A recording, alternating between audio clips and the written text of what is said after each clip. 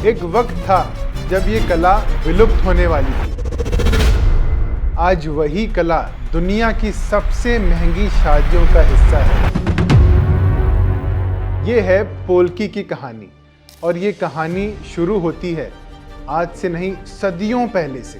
बात है सदियों पुरानी गोलकुंडा की, जो आज के तेलंगाना में पड़ता है। यहाँ की जमीन से ऐसे हीरे निकलते थे जो दुनिया में कहीं और नहीं मिलते थे। लेकिन उस जमाने में इन हीरों को काटा नहीं जाता था, तो ये हीरे अपनी असली प्राकृतिक शक्ल में ही इस्तेमाल होते थे। ये है पोल्की की शुरुआत। सन 1585 में एक शादी हुई।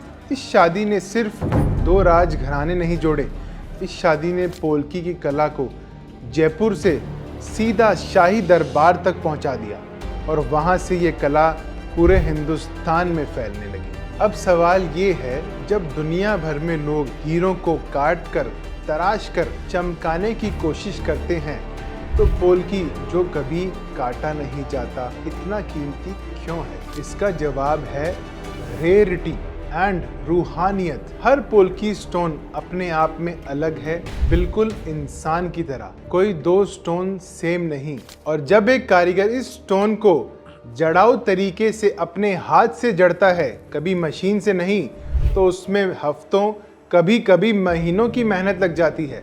ये सिर्फ ज्वेलरी नहीं है, ये हुनर है जो पीढ़ी दर पीढ़ी से जिंदा रखा गया है।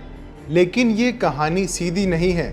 आज़ादी के बाद जब पूरा देश वेस्टर्न मिनिमलिज्म की तरफ बढ़ने लगा, तो पोल्की जैसी भारी पारंपरिक ज्वेलरी पीछे छूट गई। कारीगर कम होते गए।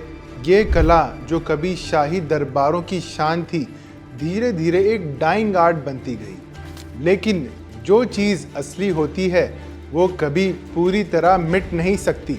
पिछले कुछ सालों में जब लोग मशीन मेड एक जैसी दिखने वाली ज्वेलरी से थक गए, जब उन्होंने परफेक्ट चीज़ों में भी कुछ मिसिंग महसूस किया, तो वही लोग वापस पोल्की की तरफ लौटे। आज की दुल्हन, आज का फैशन, दोनों को चाहिए कुछ असली, कुछ जो सिर्फ उनका हो, और यही पोल्की देता है। आज जब कोई दुल्हन पोल्की पहनती है तो वो सिर्फ एक ज्वेलरी सेट नहीं पहनती, वो सदियों पुरानी कला, हजारों घंटों की मेहनत और अनेक कारीगरों के हाथों का हुनर अपने साथ लेकर चलती है। हमारा परिवार JKJ पिछले 158 सालों से इसी विरासत का एक हिस्सा है।